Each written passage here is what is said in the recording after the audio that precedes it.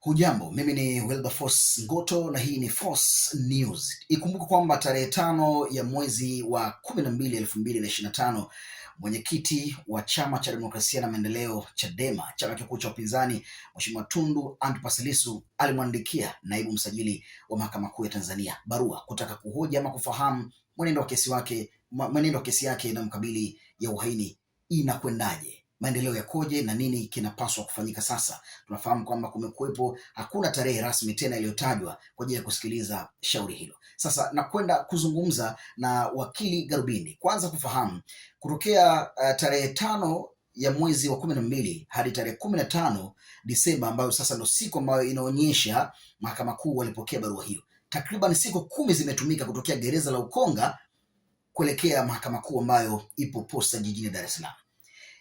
Kwa nini imekuwa hivi? Mazingira namna hii yanaashiria nini? Na kwenda kuzungumza naye atupatie walau picha ya kitaalamu zaidi. Barua mahakama aliandikia mahakama kwanza tarehe 5, lakini barua inavyoonekana ni kwamba kutoka magereza kwenda mahakamani barua imepelekwa tarehe 15 Disemba. Labda mpaka hivi sasa takriban siku 253. Wakili Garubindi, mwenendo wa kesi ya Mheshimiwa Lissu uko vipi? Hakuna kitu kinaitwa mwenendo wa kesi kwa sababu kesi yenyewe nao unayosema mwenendo imesimama. Kwa hiyo hakuna kitu kinachoendelea kuhusiana na hiyo kesi kwa sababu session haiendelei, na kama ambavyo mnafahamu wote ni kwamba kesi hiyo imesimama. Tunasubiri ratiba rasmi ya mahakama kwa maana ya session itapangwa lini ili kesi hiyo iweze kuendelea. Kwa hiyo mwenendo wake kwa sasa ni kama umesimama. Sasa mtakumbuka tangia tarehe 11 mwezi wa 11 ilipokuja mara ya mwisho, kwa maana ya siku ya mwisho ya kuhitimishwa kwa session ya pili baada ya kuwa imeahirishwa kupisha uchaguzi uliokuwa unaendelea kwa ratiba ya awali, na kwamba kesi hiyo ingepaswa kuendelea kuanzia tarehe 3 Novemba mpaka tarehe 11. Lakini kwa sababu nafikiri ya yaliyotokea Oktoba 29, basi shauri hilo halikuweza kuendelea tarehe 3, tarehe 4, tarehe 5 hadi tarehe 11 ambapo Mheshimiwa Lissu aliletwa mahakamani. Kwa hiyo aliletwa tarehe 11 ambapo walitarajia kuendelea na shahidi wa 4, na kwa bahati mbaya kwao na njema kwetu, Mheshimiwa Lissu alikuwa na mapingamizi kadhaa ambayo alikuwa ameyatoa mahakamani, na kwa sababu siku hiyo ilikuwa ni siku ya mwisho ya kukamilisha kwa sesheni za kwanza, kwa hiyo hata upande wa jamhuri hawakupata fursa ya kufanya rejoin au ya kujibu hoja za Mheshimiwa Lissu. Kwa hiyo tulitegemea kwamba kesi hiyo ingeweza kupangwa kwa tarehe za karibu sana, lakini wenye mamlaka ya kupanga ambao ni mahakama hadi sasa wako kimya na hawajasema chochote. Sasa Mheshimiwa Lissu mwenyewe kwa upande wake, kama ambavyo nimeeleza siku za nyuma, ameandika barua tangia tarehe 5 Desemba kwenda kwa msajili wa Mahakama Kuu ajili ya mambo makubwa mawili. Jambo la kwanza ilikuwa ni kuulizia kuhusu, anaomba mwenendo wa kesi kwa sababu anataka kupata mwenendo wa kesi unaitwa proceeding, ili ajue na aone kile ambacho kinaandikwa na kinarekodiwa na mahakama ni nini hasa, ili kwa ajili ya kumbukumbu zake na kwa ajili ya maandalizi yake. Lakini pili, aitaka kufahamu kuhusiana na tarehe sasa rasmi ya ni lini hasa shauri hilo litaweza kuendelea baada ya kuwa limesimama kwa kipindi chote hicho. Sasa nilisema kipindi kile kwamba shauri hilo hizo barua ziliandikwa tangia tarehe 5 Desemba, na mimi nilipomtembelea gerezani aliomba nipewe nakala ya barua hizo, na mimi nilikabidhiwa nakala ya barua hizo. Lakini pamoja na kwamba mwandishi aliandika barua hizo Desemba 5, lakini muhuri wa kupokelewa kwa barua hizo mahakamani unaonekana uligongwa tarehe 15, manake ni siku 10 mbeleni. Sasa kuna changamoto kidogo, sijui nini kilitokea, lakini katika hali ya kawaida kwa sababu Mheshimiwa Lissu yuko Ukonga gerezani na barua zilishapitishwa tangia tarehe 5, alafu zikafika Posta pale Mahakama Kuu baada ya siku 10, kuna sintofahamu kidogo, au ni kwa sababu za kucheleweshwa makusudi au kwa sababu nyingine yoyote, lakini linabaki kuwa ni swali la kujiuliza ni nini hasa kilitokea kwa barua ya tarehe 5 halafu inafika baada ya siku 10, na sote tunaishi Dar es Salaam hii. Hali ingekuwaje kama hiyo kesi ingekuwa ni Mbeya halafu barua inakuja Dar es Salaam? Ingechukua miezi mingapi? Sasa hayo ni mambo ya mjadala wa huko mbeleni, lakini current status ni hiyo kwamba kwa sababu barua imefika tarehe 15, manake mpaka ninatoa hiyo taarifa ilikuwa ni siku mbili baada ya kuwa mahakama imepokea. Obvious, kwa siku mbili tusingeweza kupata mrejesho wa kutoka mahakamani. Kwa tunafikiri kwa kadri tunavyozidi kwenda labda tutapata sasa, na mheshimiwa Lissu anapaswa kujibiwa barua zake hizo kwa sababu amefanya mawasiliano rasmi, ni official communication, kwa sababu ni barua ambazo zimeandikwa kwenda, na wao wanapaswa kumjibu barua hizo. Wakishamjibu na tukapata hayo majibu, tutafahamisha umma kwamba ni nini ambacho amejibiwa kutoka huko mahakamani. Wakili Garubindi, kwa hiki ambacho kinaendelea hivi sasa, kwa hii sintofahamu, barua inafika tarehe, inaandikwa tarehe hii, inafikishwa tarehe hii, inatafsiri nini mahakama zetu hapa nchini? Kuna mambo mawili. Kuna jambo la kwanza la kufika mahakamani ambalo sasa kwenye hilo nimesema mwanzoni, kwa sababu kama barua ilipokelewa tarehe 15 na mimi nimepewa taarifa hiyo tarehe 17, manake ilikuwa na siku mbili imefika mahakamani. Sasa tatizo lilioko hapo haliwezi kuwa ni la mahakama kwa maana ya hiyo ya kufikisha hiyo barua na kuchelewesha hiyo barua. Itakuwa ni tatizo la aliyepewa hizo barua kuzipeleka mahakamani, na kwa namna hii manake tunazungumza habari la gereza la Ukonga, kwa sababu yeye kama mtu ambaye anashikiliwa mle ndani na mawasiliano yote yanapita kwa bwana jela, manake ni kwamba baada ya kukamilisha utaratibu sasa zinabaki logistics za gereza kuhakikisha kwamba nyaraka hizo zinapelekwa mahakamani au zinakuwa dispatched kwenda kwenye maeneo ambayo zilipaswa kwenda. Hao ndio hawakupeleka. Kwenye kipengele cha mahakama tunasubiri sasa kama itapita siku ngapi baada kabla ya kumjibu. Hiyo sasa itakuwa ni swala lingine la mahakama ambalo tunaweza tukaliaddress. Lakini kwa upande wa mahakama nao kuna hiyo changamoto ya kutoa hiyo tarehe hizo session, kwa sababu nilisema mwanzoni na leo naomba kurudia kwamba mashauri yanayosikilizwa kwa session yanasikilizwa kwa utaratibu, ni utaratibu ambao ni tofauti kidogo na utaratibu wa kawaida wa kusikiliza mashauri.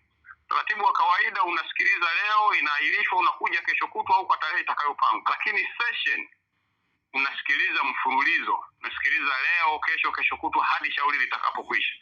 Sasa katika jambo ambalo halijajulikana sababu zake za msingi ni nini, unafanya session ambayo ni nusu, halafu unakwenda tena unakaa unatulia unasubiri huko mbeleni itakapokupendeza wewe upange session nyingine. Ni utaratibu kidogo ambao ni mpya na haujawahi kuzoeleka na haujawahi kutumika kwenye mahakama zetu za Tanzania. Kwa hiyo bado tuna wito tu kwamba kwa sababu walishakubali kupanga session, basi waliopangiwa session wanapaswa kusikiliza shauri hilo ili liweze kusikilizwa na litolewe uamuzi, ili kama huyo mtuhumiwa anatiwa hatiani na atiwe hatiani, kama hana hatia aachiwe aende uraiani akaendelee na maisha yake mengine. Kwa sababu kinachofanyika hapa isije kawa ni kwamba mtu hana kesi alafu tunatumia mahakama kuendelea kumshikilia humo ndani, kusikiliza shauri yake hatutaki, umwachia hatutaki, hakuna kitu chochote kinaendelea, mtu anaendelea kukaa humo ndani. Hatuwezi kuishi kwa utaratibu huo, na nafikiri sio utaratibu wa kisheria. Wakili Garubindi, kwa mazingira hayo unahisi kuna mazingira yoyote ya kucheleweshwa kwa kesi hii kwa makusudi kabisa?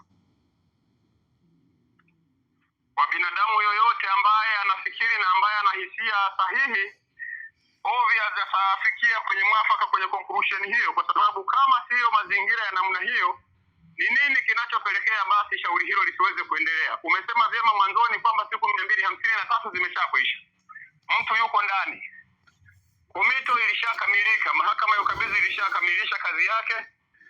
Mbaya zaidi au nzuri zaidi, tulishaanza kusikiliza kesi hiyo mahakama kuu. Nimesema tulianza kusikiliza kwa mpango au kwa utaratibu wa session. Utaratibu wa session unafahamika unaendeleaje. Kwa tulitegemea kwamba baada ya kuwa session ya awali imekamilika na wao wakagundua kwamba session ya kwanza haijakidhi au mashahidi wote hawajasikilizwa, basi tulifikiri kwa spirit ile ya session nyingine ingekuwa imeshapangwa ambayo sasa ingeweza kuakomodate mashahidi wote waliobaki ili kuwapa jamhuri fursa ya kuweza kuleta mashahidi wao wote na waweze kusikilizwa kuanzia mwanzo mpaka mwisho. Na ikiwezekana session hiyo pia include muda ambao mtuhumiwa naye pia angepata fursa ya kujitetea, ili kuipa mahakama basi mwisho wa siku fursa ya kuweza kufanya maamuzi. Lakini haijawa hivyo. Kama haijawa hivyo, unafikiri ni nini ambacho tutakifikiria zaidi, tofauti na kwamba ni ucheleweshwaji wa makusudi? Kwa sababu ziko session nyingine kwenye mashauri mengine zinaendelea, na kipindi hiki ambapo mahakama itakwenda likizo, ziko session pia zinaendelea. Na sheria iko wazi inasema ziko session zinazoendelea na yako mashauri ya udharura yataendelea kwenye kipindi hiki cha likizo za mahakama. Sasa sababu ni nini? Shida ni nini? Kwa nini miongoni mwa hayo mashauri yatakayoendelea isiwemo hilo shauri la Mheshimiwa Lissu? Shida ni nini? Kwa mtu ambaye amekaa ndani hizo siku zote, kwa kesi ambayo ina public interest, kwa kesi ambayo nafikiri kila mtu anajua umuhimu wake, na sio kesi ya mwananchi wa kawaida kama walivyo wananchi wengine. Garubindi, labda utupatie elimu kwa uducho tu kuhusiana na mara kadhaa tumeshuhudia mahakama zetu kesi zikiisha, mtu anaonekana hana hatia, ana kesi haiendelei tena, anarudi tu uraiani. Sheria zetu zinazungumza vipi endapo ikitokea Mheshimiwa Lissu hivi hana hatia, na namna ya kumfidia muda wake, namna ya kumfidia heka za hapa na pale alizokutana nazo, changamoto hizo za kukaa muda wote? Sheria zetu za Tanzania zinazungumza vipi ambapo mtu kama akionekana hana hatia, kuna namna yote ya kumfidia na kurejesha usumbufu wake? Kama ni mashtaka ya uongo, ambayo mmemwekea mtu na akatiwa tiani kwa sababu ya mashtaka hayo ya uongo akaachiwa, basi ziko taratibu za kisheria za kuweza kufanya ili kuweza kuomba hizo fidia na kumfidia muda wake na nini. Lakini kinachoendelea hapa, mimi kwa maoni yangu binafsi, pia kama wakili na kama mwanasheria, mimi sioni kesi yoyote ya maana. Masuala ya kisiasa yanapotumika vibaya na watu wanatumia vibaya mamlaka yao waliokabidhiwa, yanabaki kuwa hivyo, kukomoana kisiasa. Lakini tunazungumza mtuhumiwa mwenyewe ambaye ni miongoni mwa wakili nguli hapa nchini, kwa hiyo anajua cha kufanya. Muombe Mungu kwamba ikiwa hivyo, basi atatafakari, atashauriana na viongozi wenzake na ataona cha kufanya. Kama ataona ni jambo la heri kuchukua hatua za sheria, atachukua. Akiona kwamba amewasamehe kwa sababu ya matumizi yao mabaya ya nafasi walizopewa na ni mashauri yaliyokuwa motivated na mambo ya kisiasa, basi atauambia umma pia atachukua njia hiyo, kwa sababu yeye kama mtetezi wa Tanzania na kama mwanasiasa, nafikiri wakati anaanza siasa alishajiandaa kwa ajili ya mambo yote na yuko tayari kuface consequences zozote za kisiasa zitakazotokana na uamuzi wake wowote atakaochukua. Tumaliza na hili, wakili Garubindi, kama Mheshimiwa Lissu ni mwanasheria nguli kabisa, mbobevu, anaweza kukumbana na changamoto ya namna hii, asipate haki yake kwa wakati, tuseme hivyo, kwa mwananchi mwingine yoyote inaweza ikawaje, na hili linatuweka wapi katika vyombo vyetu vya maamuzi, hasa mahakama? Changamoto ya mfumo wa haki jinai hapa nchini inakuwa ni jibu, na kila jambo lina faida na hasara. Wote tumeshuhudia kwa kipindi ambacho session imeendelea kwa takriban hizo wiki mbili ambazo tumebahatika kufanya kesi hii. Tumeshuhudia mapingamizi kadhaa yakiwekwa na Mheshimiwa Lissu. Tumeshuhudia pia mahakama ikikubaliana na mapingamizi yake.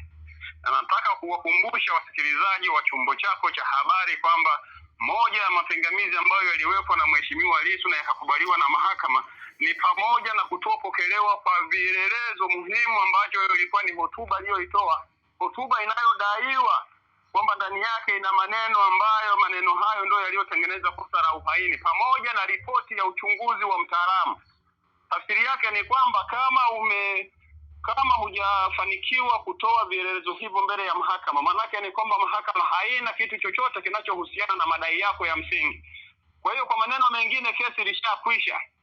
Na huenda kinachosababisha tusiende mbele ni watu wanaona aibu tu, kwamba sasa mpaka hapa tulipofikia, kama ni kesi ya msingi na vielelezo vyote vya msingi vimekataliwa, tunakwendaje huko mbele? Sasa badala ya kusema wamalizie kitu chao ambacho walikiharibu au wamwachie tu kwa sababu wanaona aibu, matokeo yake ni hizi danadana ambazo hazieleweki. Hatuendi mahakamani, hatufanyi chochote, mambo yanasimama tu kama yamesimama. Likewise, angekuwa sio mwanasheria, angekuwa ni mwanachama au ni mwananchi wa kawaida ambaye hafahamu haya mambo yote, vielelezo vile vingekuwa vimepokelewa na mahakama au kesi ya jamhuri ingekuwa iko imara, mimi nina uhakika kwamba huenda shauri hilo lingekuwa limeharakishwa haraka sana, ili huyo mtu aweze kutiwa hatiani na dunia iweze kuambiwa kwamba mahakama ilimtia hatiani kwa sababu alifanya makosa 1, 2, 3. Sasa kwa sababu wameexpand hayo mambo yote yako kwenye record, inageuka vice versa. Inakuwa sasa huyu huko tunakokwenda ni kuaibishana tu. Hebu wakae huko aendelee kusubiri bila sababu za msingi, ili na wao pia waendelee kuepuka na hizo aibu wanazozipata, kwa sababu wote tunaofuatilia kesi hii, of course, ukweli wa Mungu ni kwamba tunaziona hizo aibu ambazo wanakutana nazo mahakamani. Wakili Garubini, watu watakubali waendelee nazo. Ndio. Wakili Garubini, nikushukuru sana kwa ufafanuzi huo, na hapana shaka tutaendelea kupeana taarifa kadiri ambavyo ratiba zitakuwa zikisema kutokana na mwenendo wa kesi ya Mheshimiwa Lissu. Asante sana. Nakushukuru sana. Asante sana.